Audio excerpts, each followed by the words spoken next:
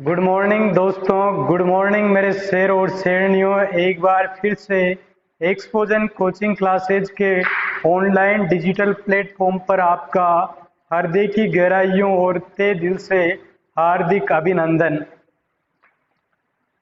अब क्लास को आगे बढ़ाने से पहले एक मोटिवेशनल कोटेशन, उठो और जागो और तब तक मत रुको जब तक लक्ष्य प्राप्त नहीं हो जाए मेरे शेर और शेरनियों। तो परिवर्तन की क्लास में आपका स्वागत है और कोऑर्डिनेशन कंपाउंड में आपको किस प्रकार से आज मैं बताने वाला हूं उप सहसंयोजक यौगिकों में बंधन के बारे में। तो जनता लोग, उप सहसंयोजक यौगिकों में बंधन 3 प्रकार का होता है, जिसमें फर्स्ट है अपने पास संयोजकता बंध सिद्धांत, बोले तो valence bond theory, short form में इसको वीबीटी बोल सकते हैं। दूसरा सिद्धांत है अपने पास क्रिस्टल क्षेत्र सिद्धांत, क्रिस्टल फील्ड थ्योरी, जिसको शॉर्ट रूप में सीएफटी बोल सकते हैं। और तीसरा है अपने पास मॉलिक्यूलर ऑर्बिटल थ्योरी, अणु कक्षक सिद्धांत, जिसको शॉर्ट में एमओटी बोल सकते हैं। तो आज के लेक्चर में हम संयोजकता बंध सिद्धांत के बारे में पढ़ने वाले हैं। तो बेटा जी, संयोजकता बंध सिद्धांत बेसिकली होता क्या है, इसके बारे में हम यहाँ चर्चा करेंगे। तो सबसे पहले अपने पास एग्जाम्पल के रूप में मैं आपको समझाना चाहूँगा कि अपने पास कोई लिगेंड दे रखा है। जैसे ये अपने पास लिगेंड है एक CONH3 का होल 6 और इसके ऊपर आवेश है अपने पास +3। ये अपने पास एक एग्जाम्पल है। और दूसरा एग्जाम्पल है अपने पास COH6 और इसके ऊपर आवेश है -3। अब इन दोनों लिगेंडों में अपने को उप सहसंयोजक बंध सिद्धांत के आधार पर यह ज्ञात करना है कि इस लिगेंड की आकृति अपने पास कैसी आएगी और इसकी आकृति अपने पास किस टाइप से आएगी, ये किस प्रकार का संकुल बनेगा, आंतरिक कक्षक संकुल बनेगा या बाह्य कक्षक संकुल बनेगा। और तीसरा है कि इसकी प्रकृति अणुचुंबकीय होगी या इसकी प्रकृति प्रतिचुंबकीय होगी। इन तीनों चीजें के बारे में जो बताएगा वह संयोजकता बंध सिद्धांत बताएगा। तो संयोजकता बंध सिद्धांत का जो फर्स्ट पॉइंट है, फर्स्ट पोस्टुलेशन है इसकी, वह यह है कि सबसे पहले केंद्रीय धातु परमाणु पर अपने को क्या करना है, आवेश ज्ञात करना है। आवेश ज्ञात करने से अपने को यह पता चल जाएगा कि वह कितने रिक्त डी कक्षक उपलब्ध करा रहा है। तो मैं कोबाल्ट पर आवेश निकाल रहा हूं। सिंपल अपना मेथड है X + 6 - NH3। बेटा जी किस प्रकार का लिगेंड है, उदासीन है, इस कारण यहाँ पर 0 आ जाएगा। और यहाँ हम चार्ज ज्ञात करेंगे तो जो चार्ज आएगा अपने पास कोबाल्ट के ऊपर वह +3 आएगा। अब कोबाल्ट यहाँ +3 स्टेट में है, इसका मतलब यह है कि अगर मैं कोबाल्ट का इलेक्ट्रॉनिक विन्यास लिखूं, इलेक्ट्रॉनिक कॉन्फ़िगरेशन लिखे कोबाल्ट का, तो कोबाल्ट का परमाणु क्रमांक अपने पास होता है 27। तो लिखते हैं बेटा जी, आपको पता है कैसे लिखते हैं, 11th क्लास में सभी जनता लोग को मैंने आपको बता दिया था। 1s2, फिर लिखेंगे 2s2, उसके बाद आएगा 2p6, उसके बाद आएगा 3s2 और इसके बाद आएगा 3p7। 1s2, 2s2, 2p6, 3s2, 3p6 आएगा यहाँ पर, सॉरी 3p6। फिर आएगा अपने पास 4s2 और इसके बाद आएगा 3d। अब 3d में कितने इलेक्ट्रॉन होंगे यहाँ से पता कर लेंगे। यहाँ पर 10 हो गए, डी में अधिकतम 10 हो सकते हैं, तो ये 10 हो गए, ये 10 हो गए 20 और बचे क्या, 7 इलेक्ट्रॉन बचे, तो 7 इलेक्ट्रॉन यहाँ आ जाएंगे। लेकिन अपने को जो कोबाल्ट है वह +3 स्टेट में दे रखा है। इसका मीनिंग यह है कि बाह्यतम कोश से 3 इलेक्ट्रॉन भेजने हैं। अब अपने पास बाह्यतम कोश कौन सा होगा, 4s होगा या 3d होगा। तो इसके लिए n + l का रूल होता है। तो यहाँ n की वैल्यू 4 है, इस केस में n की वैल्यू क्या है, प्रिंसिपल क्वांटम नंबर मुख्य क्वांटम संख्या की वैल्यू 4 है। और s के लिए दिग्गज क्वांटम संख्या की बात करें तो दिग्गज क्वांटम संख्या की वैल्यू इस केस में क्या हो जाएगी, 0 हो जाएगी। तो n प्लस l की वैल्यू यहाँ 4 आएगी। और इस केस की बात करूँ तो यहाँ n की वैल्यू 3 है और l की वैल्यू अपने पास क्या आ जाएगी, 2 आ जाएगी। तो n प्लस l 5 हो जाएगा।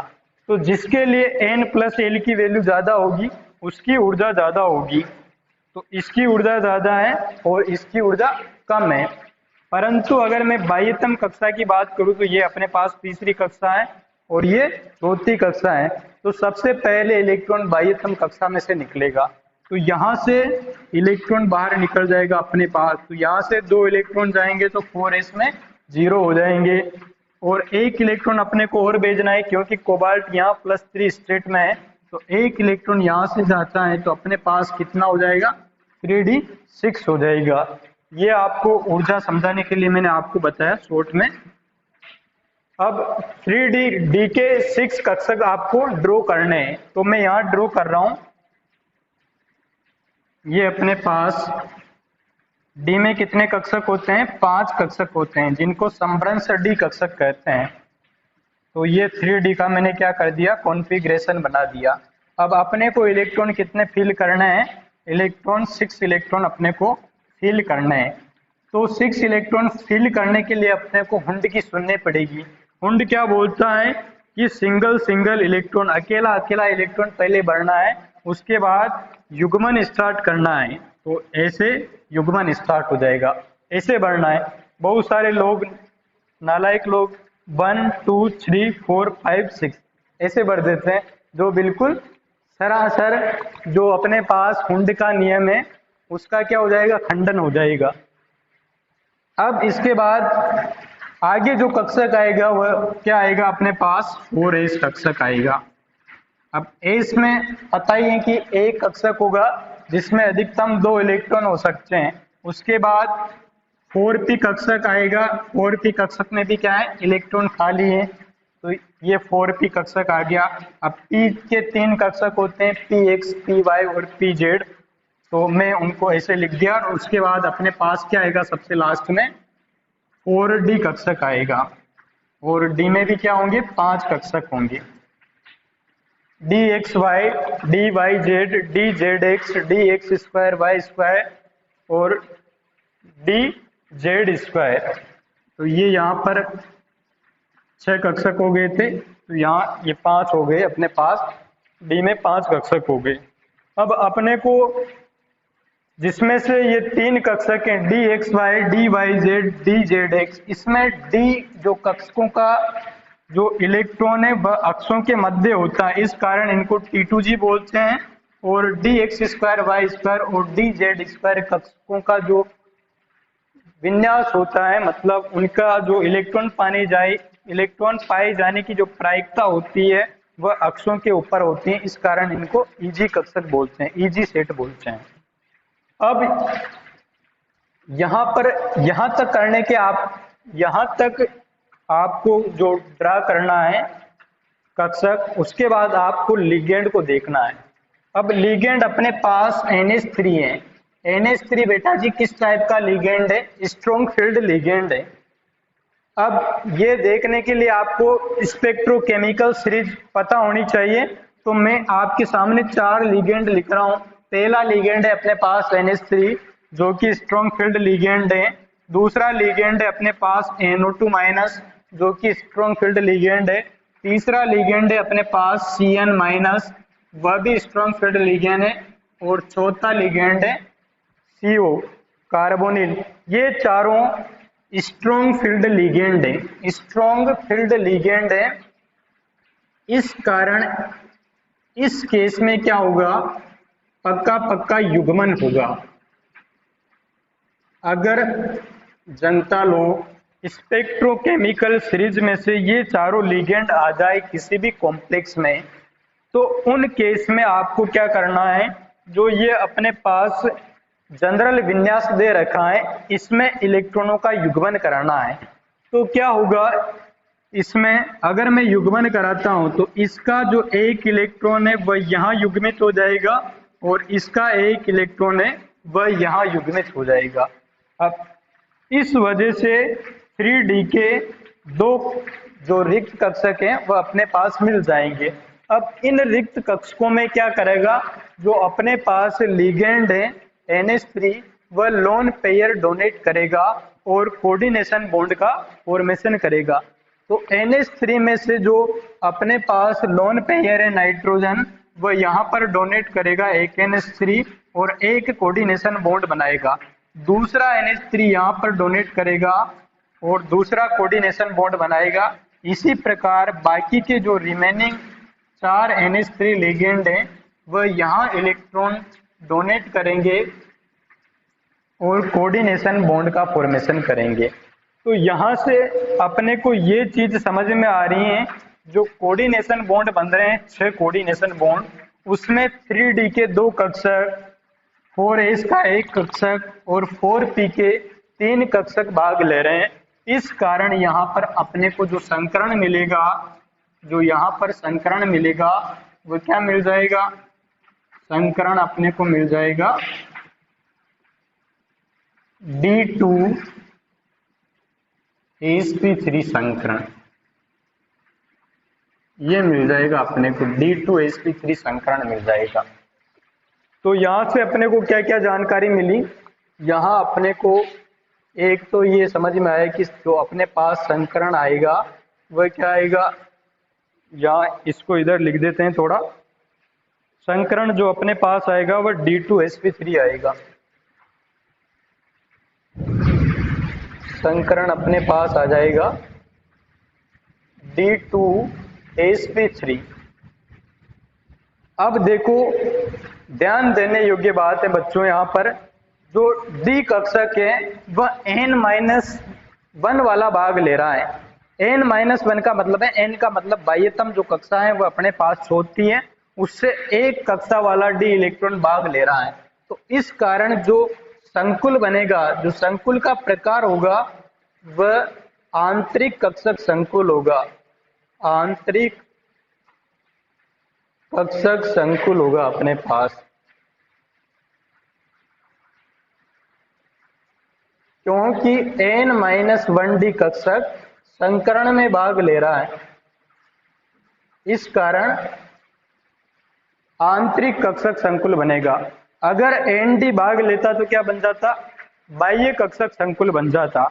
अपने को n-1D भाग ले रहा है तो क्या बन जाएगा अपने पास, आंतरिक कक्षक संकुल बन जाएगा, जिसको निम्न चक्रण संकुल भी बोलते हैं। क्या बोलते हैं, निम्न चक्रण संकुल। अब निम्न चक्रण संकुल क्यों बोलते हैं इसको, क्योंकि इलेक्ट्रॉन युग्मित हो गए तो जो चक्रण क्वांटम संख्या आएगी वो अपने पास कम से कम आएगी, तो इसको निम्न चक्रण संकुल, और भी इसके नाम है चक्रण युग्मित संकुल, ऐसे नामों से भी इसको जाना जाता है, चक्रण युग्मित संकुल, क्योंकि इलेक्ट्रॉनों का क्या हो गया, युग्मन हो गया।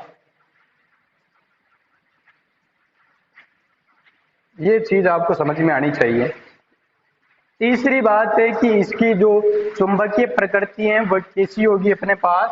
तो जनता लोग यहाँ से आपको समझ में आना चाहिए कि जो अपने पास संकुल दे रखा है उसमें एक भी अयुग्मित इलेक्ट्रॉन नहीं है।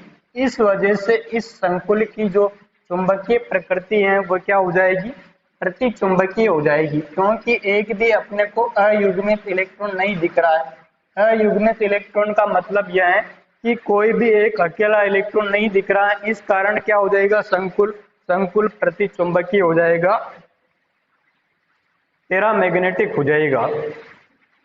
और अगर इसका चुंबकीय आघूर्ण निकाले तो चुंबकीय आघूर्ण क्या आ जाएगा, चुंबकीय आघूर्ण इसका जो फॉर्मूला होता है अपने पास, चुंबकीय आघूर्ण mu B M equals to क्या होता है, √n×n+2 होता है अपने पास। तो n की वैल्यू अपने पास अयुग्मित इलेक्ट्रॉनों की संख्या 0 है, इस कारण जो चुंबकीय आघूर्ण है वह 0 बोर मैग्नेट्रॉन आएगा अपने पास।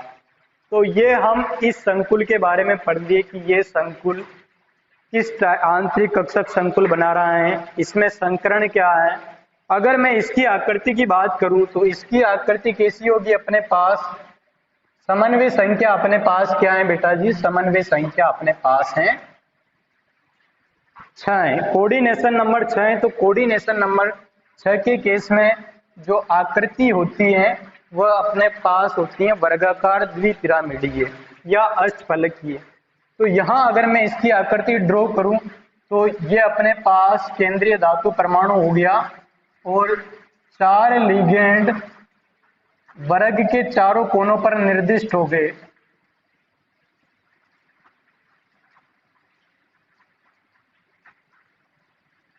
ऐसे हो जाएंगी। और जो 2 लिगेंड है उसमें से एक लिगेंड ऊपर से इलेक्ट्रॉन डोनेट करेगा, लोन पेयर देगा, एक ऊपर से देगा बेटा जी और एक नीचे से देगा। क्या देगा? इलेक्ट्रॉन देगा। किस लिए देगा? उप सहसंयोजक बंध बनाना है इसलिए देगा। तो देगा तो यहाँ से अपने पास जो ज्योमेट्री है वह या तो अपने को सिंपल दिख रही है, वर्गाकार द्विपिरामिडीय है। ये एक प्लेन दिख रहा है, इसमें 4 वर्ग हैं और 2 ऊपर और नीचे 2 पिरामिड है, या फिर अपने को अष्टफलक दिख रहा है। देखिए इधर ध्यान से, एक फलक तो ये हो गया अपने पास, दूसरा फलक ये हो गया, तीसरा फलक अपने पास ये मिल गया, चौथा फलक ये मिल गया। तो ऊपर से 4 फलक मिल गए, इसी प्रकार नीचे से भी 4 फलक मिल जाएंगे। तो आकृति क्या हो जाएगी? अपने पास आकृति हो जाएगी इसकी अष्टफलकीय या वर्गाकार द्विपिरामिडीय आकृति हो जाएगी।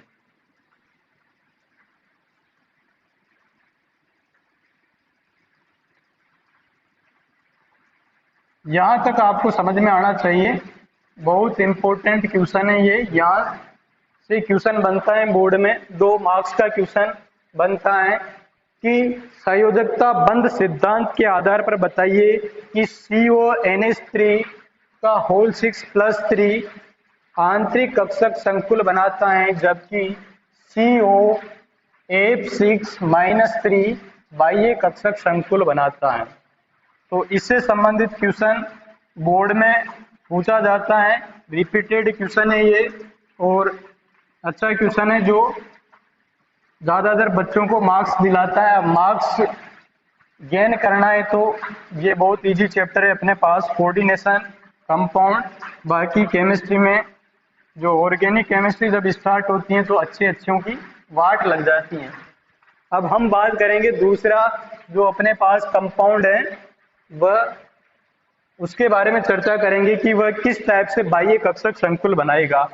तो दूसरा अपने पास जो कंपाउंड है वह है COF6 और इसके ऊपर चार्ज है -3। अब मैं आपको रिवीजन कराना चाहता हूं यहाँ पर। आप बताइए इस संकुल को देखकर कि ये संकुल होमोलेप्टिक है या हेट्रोलेप्टिक है। तो जनता लोग इसमें सारे के सारे लिगेंड एक जैसे हैं, तो इस वजह से संकुल क्या हो जाएगा? होमोलेप्टिक हो जाएगा। क्या हो जाएगा? होमोलेप्टिक संकुल हो जाएगा। दूसरा मेरा क्वेश्चन है कि इसका आपको IUPAC नाम बताना है। तो IUPAC नाम बताने के लिए संकुल पर चार्ज क्या है? नेगेटिव है। तो केंद्रीय धातु परमाणु के नाम में पक्का 8 आएगा। तो कोबाल्ट के नाम में 8 यूज करना है। तो फटाफट बताओ क्या आएगा। सबसे पहले लिगेंड का नाम करेंगे। तो लिगेंड का नाम क्या हो जाएगा? 6 लिगेंड है। लिगेंड है अपने पास फ्लोरो, तो 6 है, इस वजह से हेक्सा फ्लोरो। और कोबाल्ट के नाम में 8 आएगा जनता लोग, तो कोबाल्टेट। ब्रैकेट में ऑक्सीकरण अवस्था और लास्ट में आयन आएगा। आयन क्यों आएगा? क्योंकि आयन मंडल अनुपस्थित है, धन आयन और ऋण आयन अनुपस्थित है और संकुल किस रूप में है? आयन के रूप में, इस वजह से आयन आएगा। और मैंने आपको ट्रिक्स बताई थी कि कोबाल्ट पर आवेश निकालना है तो आंख नीच कर आपको क्या करना है? बिना सोचे समझे थर्ड लगा देना है। निकाल लेते हैं वैसे आवेश निकालना भी आना चाहिए। तो आवेश निकालते हैं यहाँ पर, तो आवेश क्या हो जाएगा, x प्लस 6 माइनस 3 सॉरी 6, और ये किस टाइप का लिगेंड है, ऋणावेशित लिगेंड है जिस पर चार्ज होता है -1। तो -1 इक्वल्स टू -3। तो यहाँ से कोबाल्ट की जो ऑक्सीकरण अवस्था है वह +3 आई। क्वेश्चन पूछा जाता है, तीसरा अपने पास हो गया कोबाल्ट की ऑक्सीकरण अवस्था। अब यहाँ वीबीटी लगाते हैं, वैलेंस बॉन्ड थ्योरी लगाते हैं यहाँ पर। तो कोबाल्ट यहाँ +3 स्टेट में है, तो उसका इलेक्ट्रॉनिक विन्यास लिख देना है आपको। कैसे लिखना है, जैसे अभी पहले लिखा है CONH3 का होल 6 +3 वाले कंपाउंड में। तो सबसे पहले इलेक्ट्रॉनिक विन्यास लिखते हैं 1s2 2s2 2p6 3s2 3p6 4s2 और 3d, यहाँ पर क्या आ जाएगा 3d7। अब बहुत सारे जनता लोग को ये नहीं लिखना आता है, तो बहुत बड़ी दिक्कत वाली बात है। 12th क्लास में आ गए और यही नहीं लिखना आएगा तो अगला जो पूरा क्वेश्चन है वो होगा ही नहीं। तो इसको लिखने की मैं आपको एक ट्रिक्स बताना चाह रहा हूँ। 1 से 7 तक गिनती आपको आनी चाहिए, क्योंकि अपने पास आवर्त होते हैं, 1 से 7 आवर्त होते हैं।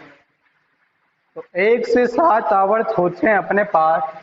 तो यहाँ हम लिखेंगे 1 2 3 4 5 6 7। अब हम बात करें कि जो उपकोष होते हैं वह कितने होते हैं अपने पास। 4 उपकोष से अभी तक आप परिचित हैं, SPDF से आप परिचित हैं। तो सबसे पहले अपने पास एस उपकोष आ जाएगा, ये एस उपकोष आ गया जनता लोग। अब क्या करना है, फर्स्ट और लास्ट को गोला करना है। उसके बाद क्या बचा अपने पास, उसके बाद अपने पास जो डिजिट बचे वो लिखने हैं। तो 2 3 4 5 और 6 बचे।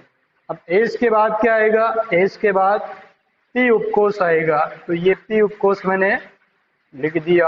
अब वही सेम फर्स्ट और लास्ट को गोला करना है, उसके बाद जो भी डिजिट बचे वो लिखने हैं। तो 3 4 5 अपने पास बचते हैं। अब पी के बाद अपने पास क्या आएगा, डी आएगा। तो डी उपकोष को ऐसे लिख देते हैं, फर्स्ट और लास्ट को गोला करते हैं, उसके बाद 4 बचा और ये अपने पास क्या आ गया, एफ आ गया। अब ये अपने पास ये डायग्राम आ गया इलेक्ट्रॉनिक विन्यास का। अब इसमें जो ऊर्जा है वह किस प्रकार होगी, सबको गोला कर देते हैं एक बार।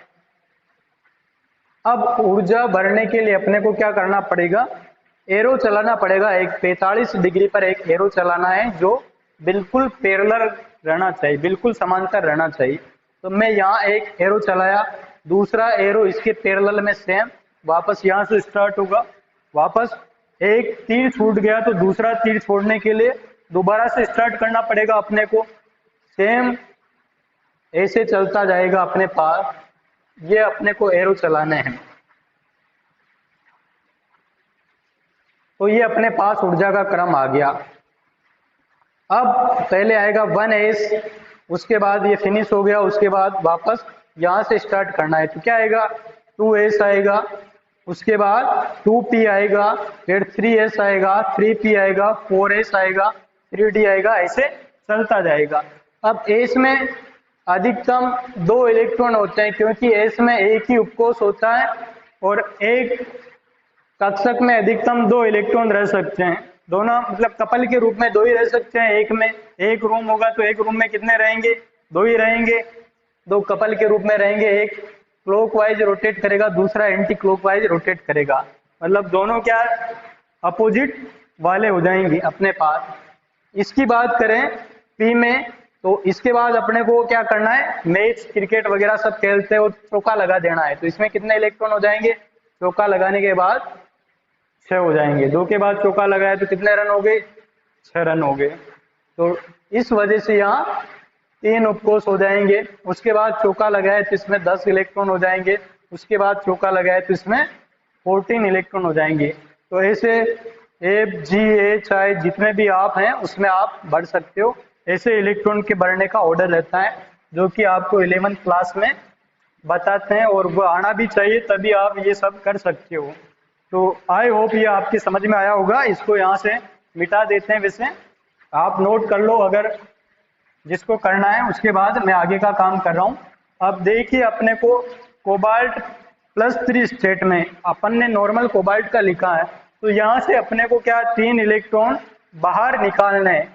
बाहर प्लस का मतलब है कि दान करना है, तो दान करेगा तभी तो चार्ज प्लस आएगा। तो ये यहाँ से दान किए 2 इलेक्ट्रॉन, तो बाह्यतम कक्षा से दान किए, और 1 इलेक्ट्रॉन यहाँ से दान किया, तो 3D में कितने इलेक्ट्रॉन आ गए? 6 इलेक्ट्रॉन आ गए। तो यहाँ 3D वाला डायग्राम ड्रॉ करना है। अब डी में आपको पता ही है 5 कक्षक होते हैं। कौन कौन से होते हैं? डी एक्स वाई होता है एक, तो एक होता है डी वाई जेड, एक होता है डी जेड एक्स, और 2 होते हैं d x square y square और डी जेड स्क्वायर होता है। यहाँ अगर मैं इन कक्षकों की बात करूं तो जो यहाँ पर इलेक्ट्रॉन घनत्व है, जैसे ये एक्स और ये वाई है, तो यहाँ पर जो इलेक्ट्रॉन पाए जाने की प्रायिकता है ये अक्षों के मध्य होती हैं, इस कारण इनको बोलते हैं T2G सेट। इन तीनों में ऐसा होता है, और इन दोनों में जो इलेक्ट्रॉन पाए जाने की प्रायिकता है वह अक्षों के ऊपर होती है, इस कारण इनको बोलते हैं EG सेट। जैसे मैं d x square y square का आपको आरेख बनाऊं, तो डी एक्स वाला एक तो ये बनेगा, ये हो गया डी एक्स, यहाँ इलेक्ट्रॉन पाए जाने की प्रायिकता अधिकतम है, यहाँ न्यूनतम है, ये हो गया दूसरा डी एक्स। अब डी वाई की बात कर लेते हैं, तो दोनों मिलकर क्या हो जाएंगे? तो डी एक्स स्क्वायर हो गया।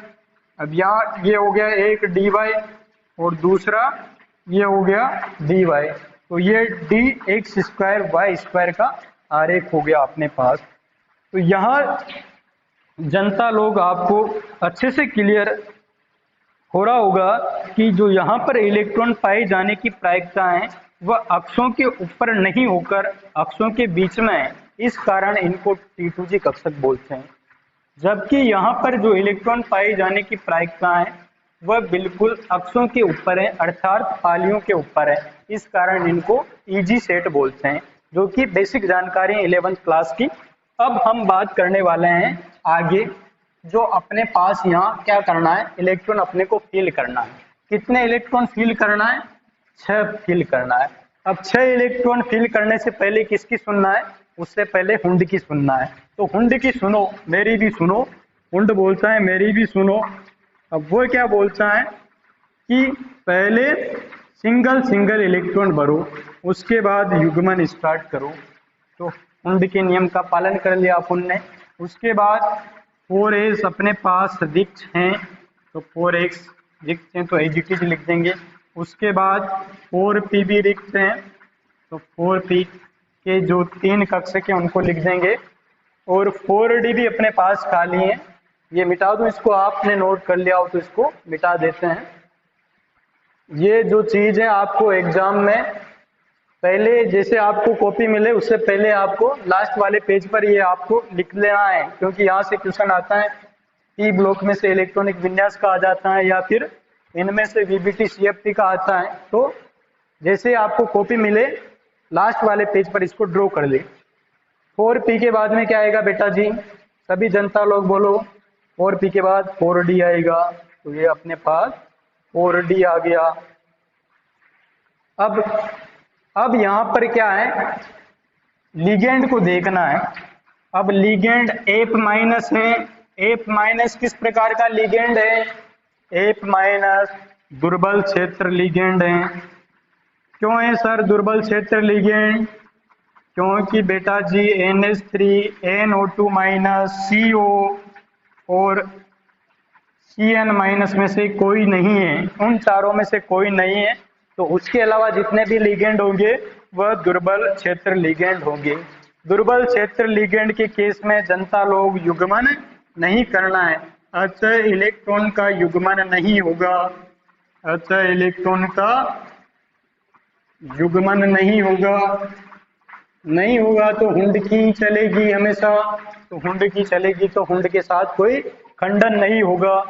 अब हुंड के साथ कोई खंडन नहीं होगा तो यहाँ पर अपने पास जो रिक्त कक्षक उपलब्ध नहीं है, क्योंकि यहाँ पर एफ माइनस में जो नेगेटिव चार्ज है वह इलेक्ट्रॉन डोनेट करने आएगा, तो वह यहाँ डोनेट नहीं कर सकता क्योंकि उसके पास 2 इलेक्ट्रॉन है, 2 इलेक्ट्रॉन डोनेट करेगा तो यहाँ क्या हो जाएंगे, 3 इलेक्ट्रॉन हो जाएंगे, तो रिपल्सन हो जाएगा, क्योंकि यहाँ पर कक्षक क्या होना चाहिए, रिक्त होना चाहिए। तो क्या होगा, एफ माइनस यहाँ से डोनेट करना स्टार्ट होगा, तो एक एफ माइनस यहाँ पर डोनेट करेगा और उप सहसंयोजक बंध का निर्माण करेगा। दूसरा एफ माइनस अपना नेगेटिव चार्ज यहाँ डोनेट करेगा और उप सहसंयोजक बंध बनाएगा। इसी प्रकार तीसरा, चौथा, पांचवा और छठा जो फ्लोरोलिगेंड है वह नेगेटिव चार्ज डोनेट करेगा और 6 कोऑर्डिनेशन बॉन्ड का फॉर्मेशन करेगा। तो इस संकुल में अगर मैं बात करूं तो एक 4s कक्षक, 3 4p कक्षक और 2 4d कक्षक भाग ले रहे हैं। इस कारण यहाँ पर अगर संकरण की बात करें हम, तो यहाँ पर जो संकरण है वह अपने को मिल जाएगा sp3d2, ये अपने को संकरण मिल जाएगा।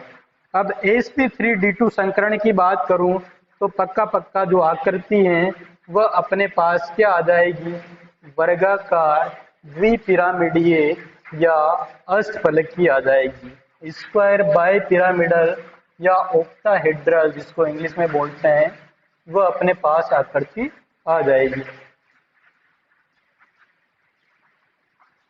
अष्टफलकीय भी लिख देते हैं हिंदी में, अष्टफलकीय आकृति अपने पास ये आ गई। अब यहाँ पर अगर मैं संकुल के प्रकार की बात करूं, संकुल किस टाइप का है, तो आप मेरे को सोच के बताइए कि यहाँ पर आंतरिक कक्षक भाग ले रहा है या बाह्य कक्षक भाग ले रहा है।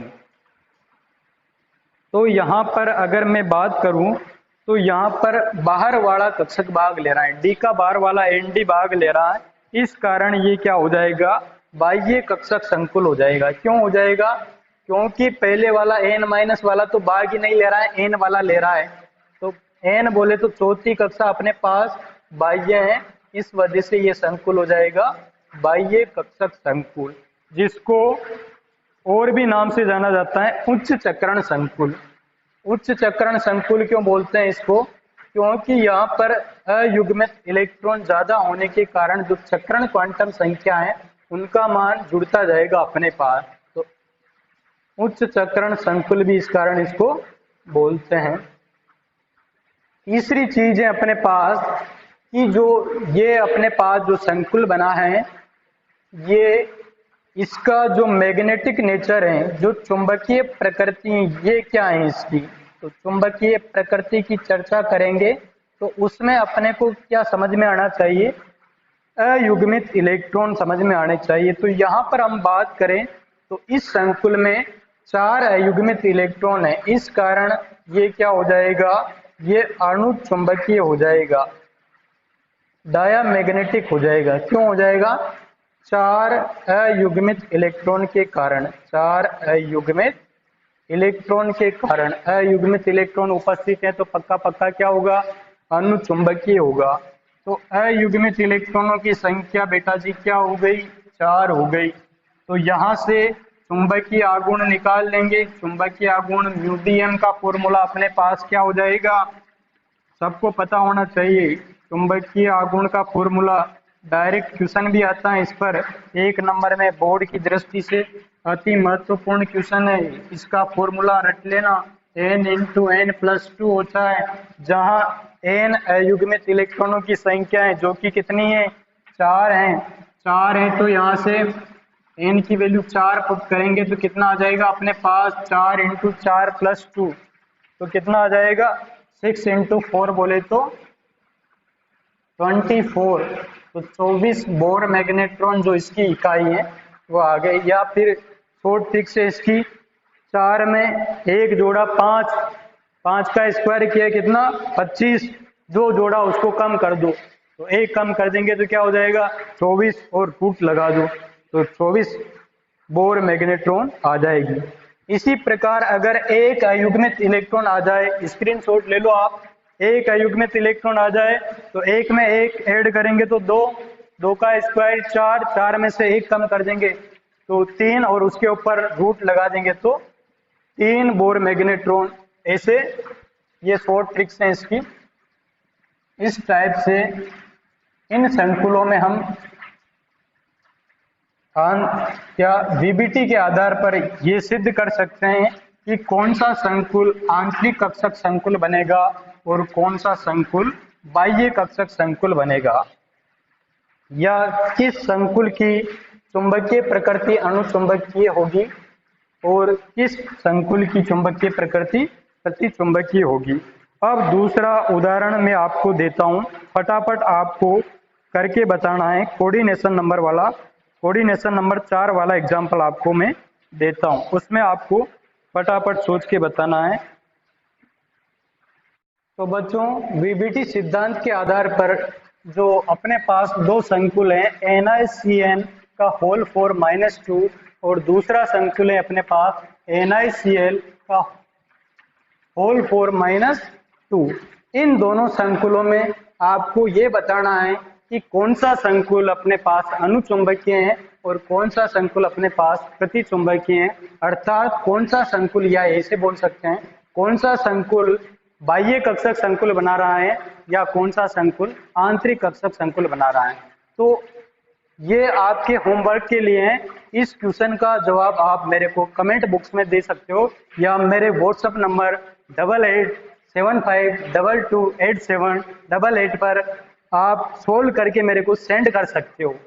और कैसा लगा आपको लेक्चर, और ये लेक्चर अधिक से अधिक लोगों तक इसको शेयर कीजिए और अपने चाहने वाले लोगों तक इस वीडियो को पहुंचाइए और हमारे चैनल को सब्सक्राइब कीजिए। मिलते हैं अगले लेक्चर में एमओटी के साथ। Thank you, take care and bye bye. Ram Ram साहब, धन्यवाद।